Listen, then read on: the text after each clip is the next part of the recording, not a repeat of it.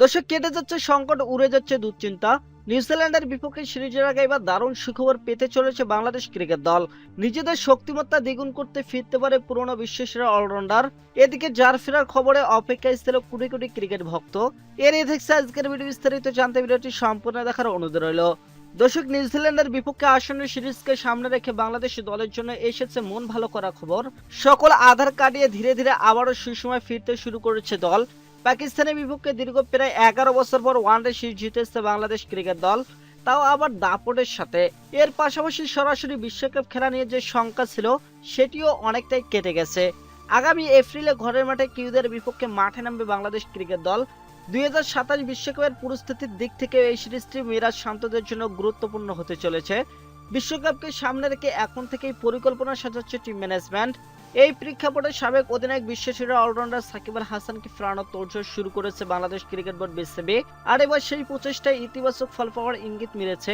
Bangladesh cricket ইতিহাসের অন্যতম সেরা ক্রিকেটার হিসেবে বিবেচিত সাকিবের অভিজ্ঞতা এই মুহূর্তে দলের জন্য ভীষণ গুরুত্বপূর্ণ। ব্যাট বল দু বিভাগে তার অবদান দলের শক্তি বাড়াবে। বিশেষ করে 2027 বিশ্বকাপে ভালো কিছু করতে চাইলে তার অন্তর্ভুক্তি হতে পারে বাড়তি সুবিধা। পাকিস্তানের বিপক্ষে সিরিজে তাকে ফেরানোর আলোচনা উঠেছিল, তবে বিভিন্ন কারণে তা সম্ভব হয়নি। তবে নিউজিল্যান্ড সিরিজে আবারও জাতীয় দলে তার প্রত্যাবর্তনের সম্ভাবনা তৈরি হয়েছে। দর্শক, সোমবার বিসিবির কার্যালয়ে সাংবাদিকদের সাথে আলাপ করে ক্রিকেট অপারেশনস কমিটির চেয়ারম্যান নাজমুল আবেদিন ফাহিমি ইতিবাচক ইঙ্গিত দিয়েছেন।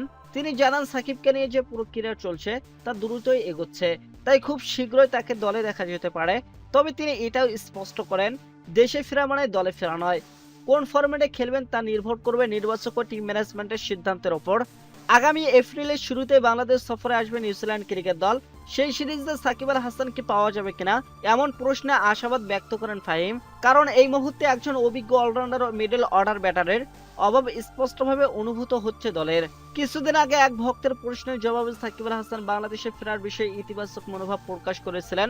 সবকিছু মিলে বলা যায় তার জাতীয় দলে প্রত্যাবর্তনে এখন সময়ের অপেক্ষা মাত্র। যদি সত্যি তাই হয়, তাহলে নিউজিল্যান্ডের বিপক্ষে সিরিজে আবারও লাল সবুজের জার্সিতে দেখা যেতে পারে বাংলাদেশের সর্বকালের সেরা এই ক্রিকেটারকে। তো দর্শক, আপনারা কি সাকিব আল হাসানকে একাদশে দেখতে চান? জানাতে পারেন আমাদের ভিডিওর কমেন্ট বক্সে। ধন্যবাদ।